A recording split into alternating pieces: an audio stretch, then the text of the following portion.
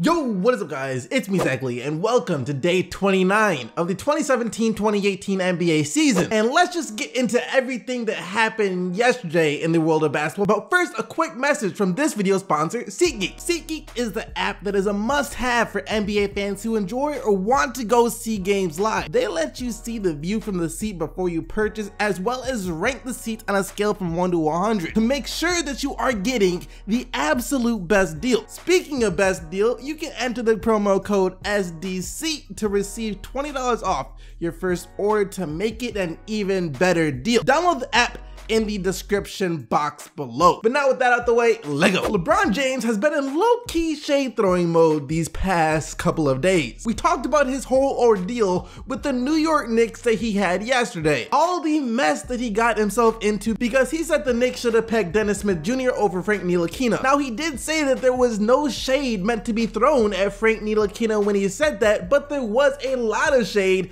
aimed right at Phil Jackson, who was the one responsible for not picking Dennis Smith Jr. People wrong to take it that way too, because he was the guy who needed to pick.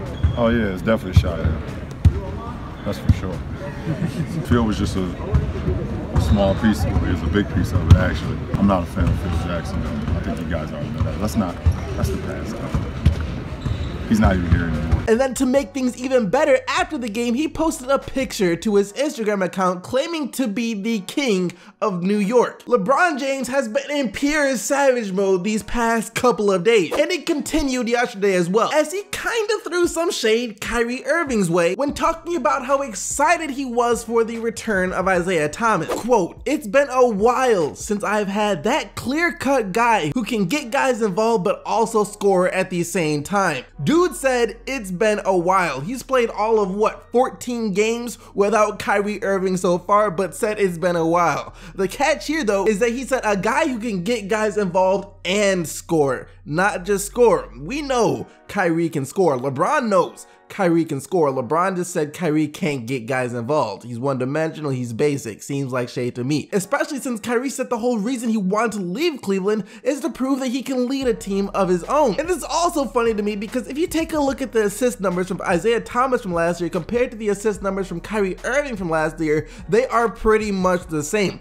Even though assists don't directly translate into getting guys more involved, but Isaiah Thomas has the same score-first mentality that Kyrie did last year. Not saying that Isaiah can't get guys involved, because he can, but he's no Jason Kidd either. And then there's the whole issue of Kyrie Irving actually proving that he can get guys involved or run an offense, or at least be a part of a functioning team first offense so far this season with the Boston Celtics. He is only averaging 5 assists per game this year, so you might look at those and say, a point guard who only averages 5 assists per game, what a ball hog. But once again, assist numbers aren't everything. They don't tell the full story. Kyrie Irving does get other guys involved. He doesn't just play one-on-one ISO like he did in Cleveland, because that was his role in Cleveland. The ball continuously moves for the Celtics. The guy that Irving passed to passes it, and that's why everyone on the Celtics gets assists and not just one person like on some other teams. So I don't know if LeBron should say it's been a while since he's had a guy who can do both those things, but that's just my take on this. What do you guys think? Shade or not? Let me know down in the comment section below. 2 weeks ago, the Philadelphia 76ers said that Markelle Fultz would miss 3 weeks with his injured shoulder problem. Now, I can smell that being alive from infinity and beyond away. Ain't no way with a shot that jacked up and him being in so much pain that he can't lift his arms up to shoot properly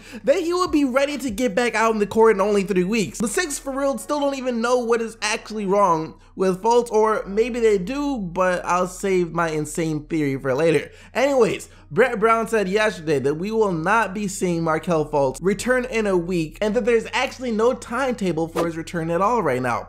The problem is the shoulder. The problem is the shot. We do not know when he will return.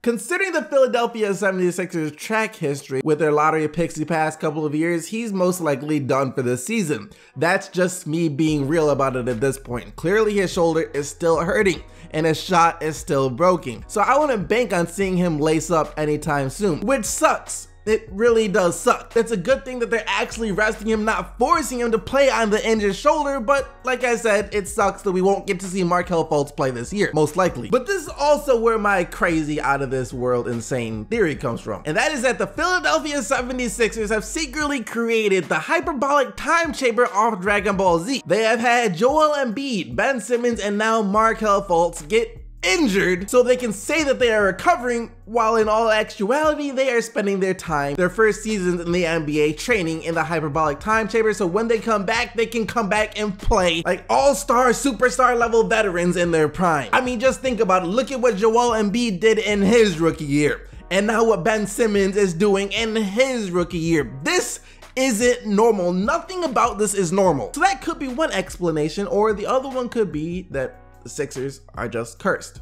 That's another explanation. I just kind of like the idea of there being a real life hyperbolic time chamber out there. On to the highlights. Mass Kyrie returned for the Boston Celtics last night after missing the past couple of games with a partially broken face, except this time it wasn't the same. He chose to go with a clear face mask instead of a black face mask because he said the black face mask affected his peripheral vision too much. They were asking, you know, some of the fans too asked me whether I was gonna wear the black mask. The difference with the black mask is that they're not getting the ball, because I couldn't see outside the mask. So I was like, little do you guys know, you're like, oh, the mask man, the black mask. I'm like, I scored that many because I just was looking at the basket. So a lot of my peripheral vision and driving, I could only see what's in front of me, and that black mask, like, it just takes away the vision. So I'm just like, oh, it's basket. Like, this is just the best case scenario. So, you know, that's the whole black mask thing. So I'm glad I get to wear a clear one. Hey, I'm telling these guys, like, you guys can be great. Come on, show some gratitude. I'm showing gratitude too for not wearing that black mask. But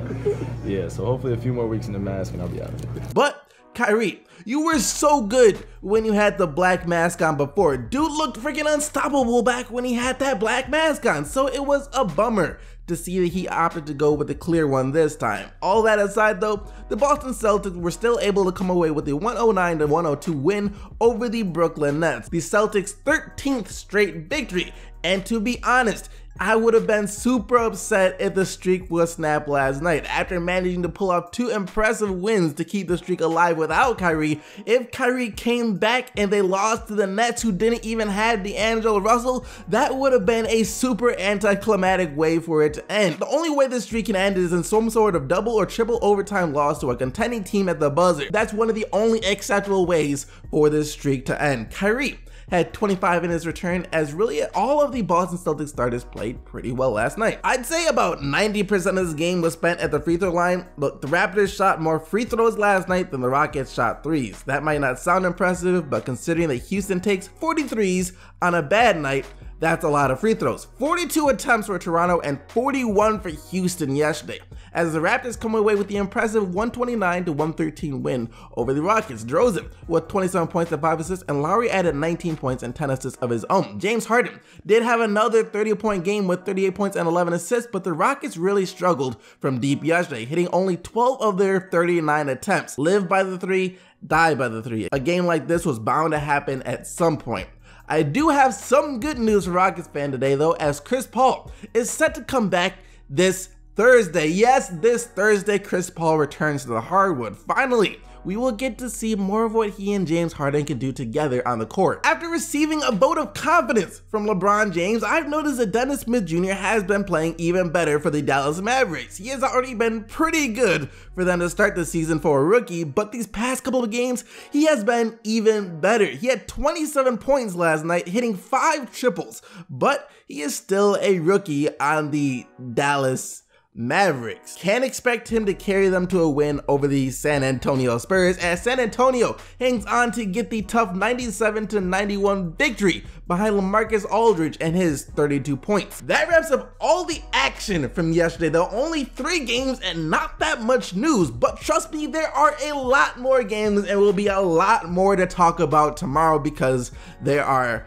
a lot of games going down tonight. But you guys can go vote for the player of the day right now by following the link down in the description box below. Just remember that only players whose team won are eligible to win player of the day. And yesterday, you guys selected Joel Embiid and his 32 points and career high 16 rebounds as the player of the day. But thank you guys so much for watching. Make sure to let me know what you thought about all of this down in the comment section below, as well as leave a like and subscribe for more daily NBA news and highlights. But until tomorrow, keep getting the Bucks, Team STC, and I'm out of here. Peace!